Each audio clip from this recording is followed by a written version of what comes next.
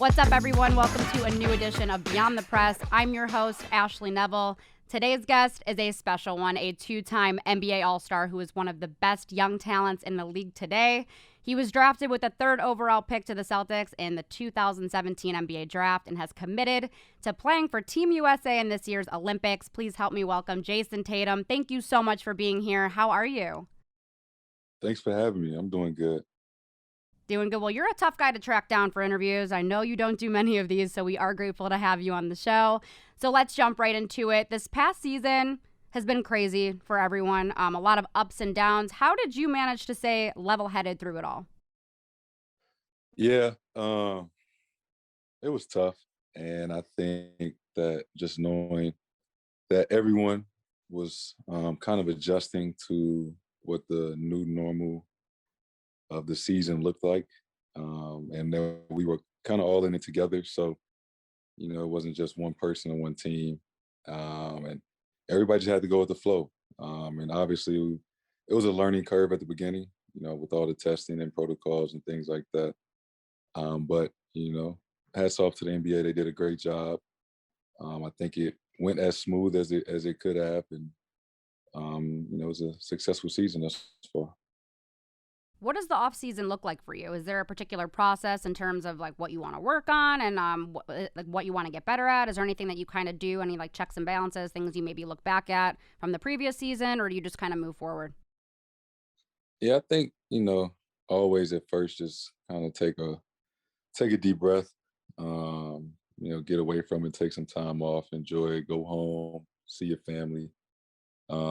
This summer playing USA basketball, so this offseason looks a little bit different than it normally would, but the opportunity to play in the Olympics, something I'm really looking forward to.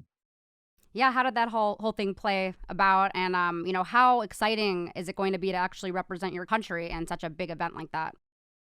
It's really a dream come true. Something I always dreamed about as a kid was one day, being able to go to the Olympics and represent um, USA. So to get this opportunity, I think what I'm most looking forward to is obviously competing for a gold medal and just getting a chance to play with a bunch of different guys that you otherwise always got to play against. So one of your mentors, Kobe, won 2 Olympic gold medals. You trained with him when you first got into the league. What's the greatest lesson that he taught you both on and off the court? I think you know one of the many things I took from him that always stuck with me. He kind of just asked me one day is how much does it mean to you? And that kind of puts things in perspective. You know how much does being great or being a champion or whatever, how much does it mean? What are you willing to give up? What are you willing to do? Sacrifice, all those type of things. And I think that's kind of the motto he lived by. So when you look at success, everyone has their definition of what success looks like, and you have all these, media members telling you certain things and what you should strive for. When you think of success, what does it mean for you? Success is different for everyone. I think whatever pushes you, whatever motivates you, whatever you're trying to accomplish, and not necessarily what others think should define you or what you should do. Um, I think it's driven by each individual and what they're trying to accomplish as a person. So what are you trying to accomplish? Uh, um, Obviously, everyone wants to win. I want to be a champion.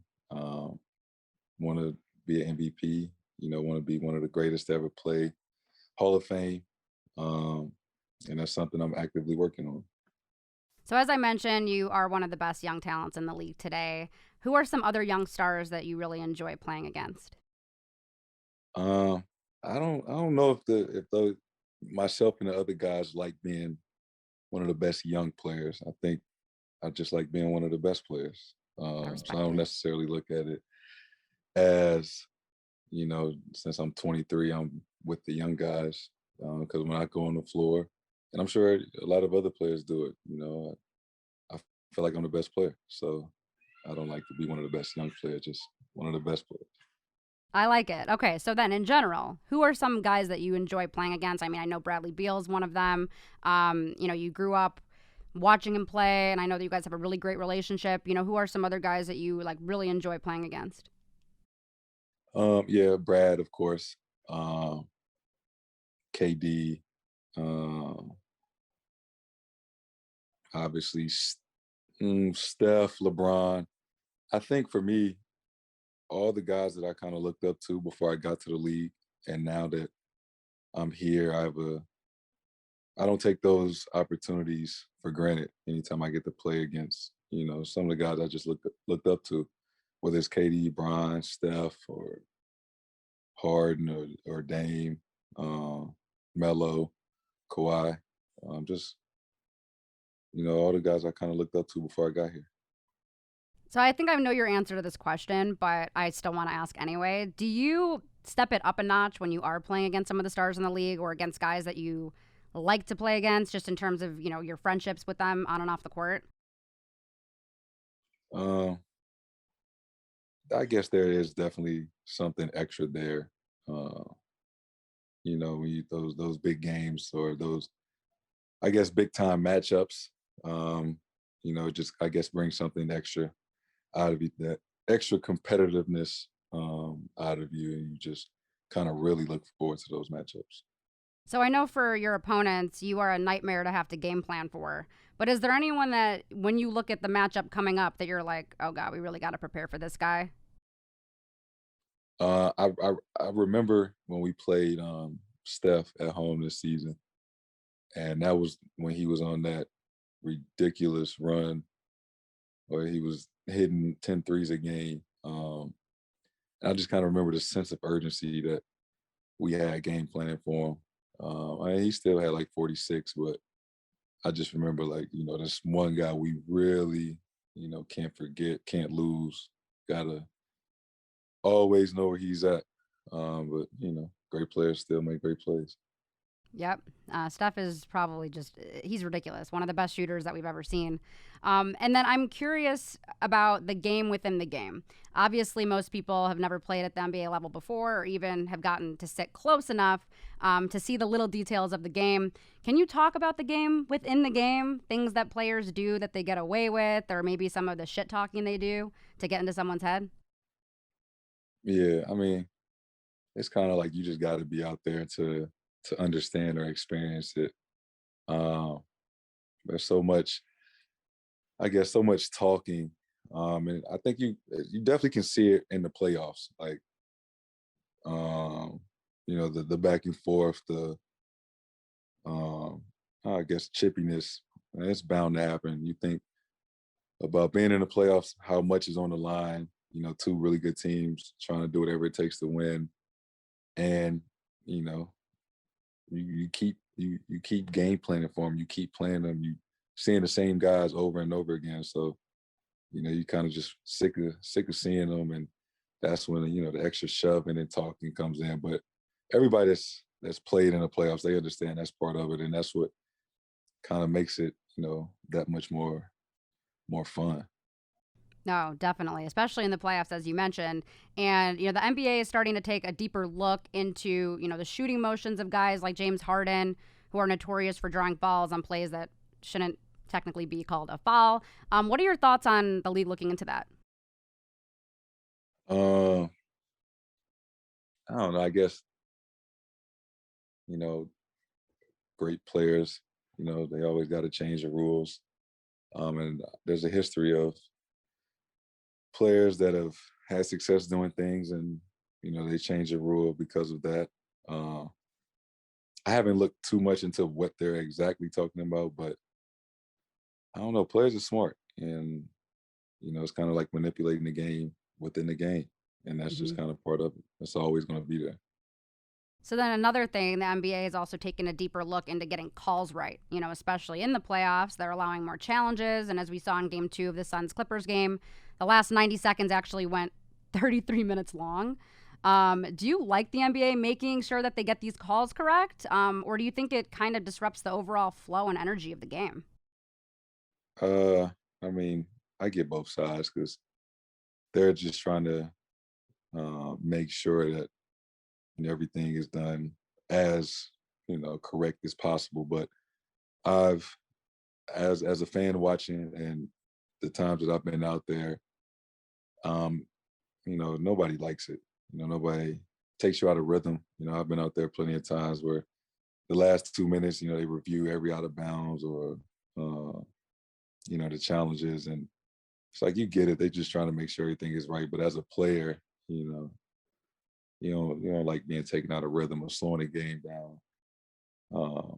It just kind of messes up the flow.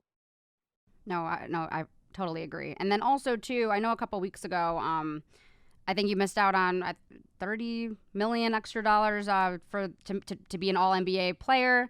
In your opinion, do you believe that you deserve it? I mean, I think you do, and I know the answer that you're going to say yes. And if you had a choice, how could the NBA make it a little bit more fair for guys like you and Donovan who have money on the line with these votes? Oh, I mean, for sure. I know I should have made it. Just I guess with the season I had, and I don't. I wasn't. I wasn't upset about. Uh, I mean, $33 million on the line. Obviously, that would make anybody feel some type of way. And I wasn't necessarily upset about losing the money. I think I just felt like, uh, I the way I was playing, everything that I did, I thought it should have been a no brainer. And I think I was just more, frustrated with that. Um, and then, like you said, most guys or at some point, have money on the line for, you know, awards like that, All NBA. And I think what they do need to change is it's kind of opinion based. 100 media members get the vote, and what's the criteria, right? Is there a certain amount of games you need to play? Should you be in playoff contention? There's a certain amount of points you should average depending on um, your position. I think there should be something like that in place, because I think if you just allow people to just vote, uh, and there's no set, there's nothing set in place. Be like, all right, you got to play this many games or whatever it may be. I think that would, help it out a lot. But I know nobody's necessarily going to feel bad for me and Donovan because we still get paid a lot of money.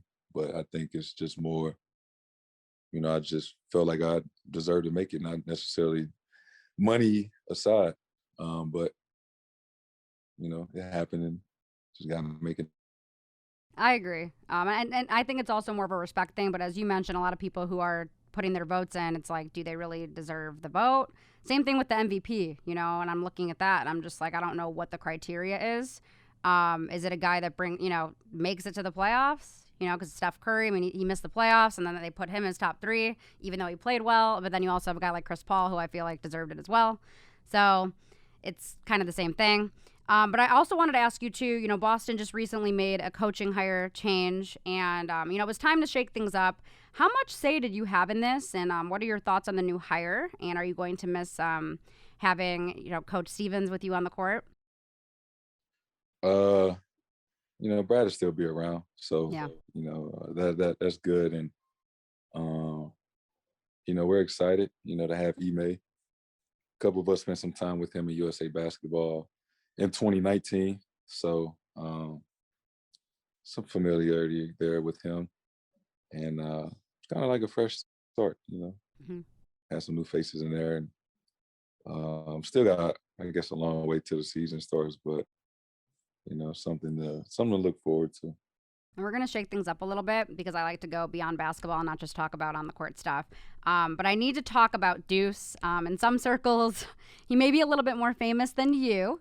This season, he definitely stole the show on the sidelines. Talk to us about him and how he's changed your life and what it's meant for you to be a dad. Yeah, he's for sure the famous one.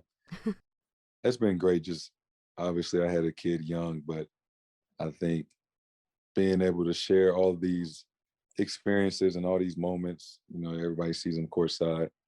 Uh, I think that's really cool, and we'll be able to look back on, um, all of those moments, videos, pictures, and just kind of seeing them grow as I continue to grow in the NBA. Is nothing like it. And then what did you have to learn on your own that no one else taught you? I would say being a man. Um, Obviously, you got parents. I got my mom. I got my dad, and there's only so much that they can show you until you got to experience life for yourself. You got to grow up. Start making decisions on your own. Fall a couple times. To learn from whatever the situation may be, and I think I would say that should be the case for everybody. And then what are three moments that changed your life forever and had the biggest impact on you? Getting drafted, having a kid, um, I guess so far going to Duke. Okay. I wanted to ask you about Duke and the brotherhood that's always talked about. We love to hear your thoughts on that, and also Coach K retiring and the impact he had on you. Um, I guess best decision I made thus far in my young life, Hmm. going to Duke. Um, it was an amazing 1 year. Proud to be a part of brotherhood and to have those relationships with Coach K and some of my best friends that I played on the team with, and guys that came before me and after me, and not we getting to see Coach K coach his last season. Obviously everyone knows the incredible run that he's had, and notoriously known as the GOAT. Um, so hopefully he goes out this year on top, and we get another banner in Cameron Indoor. What is the best and the worst thing about being Jayson Tatum? I think the best thing about me is being a dad. I think that's what I enjoy most. I guess that doesn't have anything to do with, I guess, my name, but that's what I enjoy most about my life. The uh, worst thing sounds bad. I don't dislike, you know, anything about my life. I wouldn't change it for the world. And then I guess I can elaborate more on that in terms of like what is maybe something that you can't do anymore that the normal person can do. Go outside without being recognized. But I guess that's a good problem to have. That means I'm doing something Mhm. right, and people enjoy what I do. So, you know, I'll take that any day. So it doesn't like get annoying at all when people want pictures and you can't really like, sit down to eat. You get used to it, and especially when it's kids. I never have a problem when a kid or something asks for a picture or autograph, Hmm. because I could only imagine if I saw my favorite player when I was 10 at a restaurant. I would do the same thing. So take me back to when you were 10 at a restaurant. What player is that for you? I didn't see any basketball players in St. Louis. Okay. But if you did, like who would be someone that you'd have to go up to and get a picture with? On a long list, Kobe. Hmm. Uh, I mean, that's just the first person that comes to mind. And then was there anyone that you've ever met that you got starstruck from? It could be anyone. Probably Denzel Washington. Did you get to talk Met with him him? a little bit. Got to talk to him for a little bit. At a Equalizer 2 movie premiere in the summertime. I was kind of shook. If there's anyone that you can sit down with and have dinner with, who would it be and what would you want to ask them? Probably Jay-Z. Uh, Never had the opportunity to meet him yet. Hmm. Hopefully one day I can. I don't know. I would probably have to write down a long list of questions. Maybe just let him talk. I'm sure he got all the game, so just sit there and listen. And then who's one person that you only met one time, but they had the biggest impact on you? Mm, I met President Obama twice, uh, but that was just like obviously a surreal moment, knowing how much he means to everyone and how much he'll mean to history. Uh, so that was two encounters I'll never forget. I think someone else mentioned that one too. When I asked that question, they said Obama as well, which I think is amazing. And then who would you say are your top three, top five favorite rappers or musicians of all time that you have to listen to that you have on your playlist? Jay-Z, Drake, Lil Wayne, Rick Ross, and probably Nelly, just because I'm Ooh, from St. Louis. you were like prepared for this question. You rattled that right off. I love it. I think a lot of people leave off Lil Wayne. That's one of my favorites. Personally, I was actually just listening to him getting ready today, actually. So that's crazy. And then who do you think is winning the NBA Finals this year? I think that's a tough question to answer. Hopefully, I just hope everybody stays healthy. I think we've been robbed of a lot of moments this season in this playoffs due to injuries. Obviously, that's the worst part of the game. Seeing guys get injured. So I just hope everybody from here on out stays healthy. I'm sure whoever it'll be competitive um, to see, but I just hope everybody stay healthy. You're not rooting for any like guy in particular. You want to see win a title. I mean, we not playing, so True. I ain't got no dog in this fight. I respect it. All right, so the game is on the line. You could pick anyone in the league besides you, of course, to take the game-winning shot. Who is it? Uh, I don't know. I played with Kai, so I've seen Kai hit a lot of big time shots. It'd probably be him or Dame. You know, those two guys. Those two guys have had a lot of big shots in their career. Those are killers. But I also, now that you mentioned, I want to ask about Kai. I feel like the media has a different perception of him. I don't always think it's fair. And I like to, give guys the benefit of the doubt because we don't really know who people are. We see how they play on the court. We see other things, but we don't really know who they are as people. What was he like? What is he like as a person and as a player? And what did he, do for you both on and off the court? Kai was great.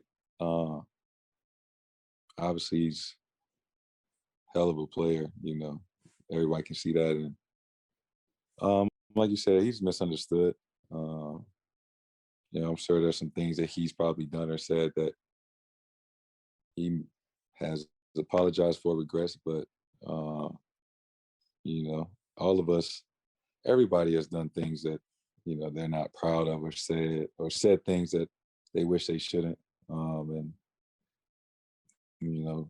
guess the world we live in, everyone's so quick to judge, which is unfair because we just live in a spotlight. I'm sure if all those people who point fingers and talk about all of us on TV had to live in a spotlight and everything they said or did was national news, they wouldn't be so perfect neither.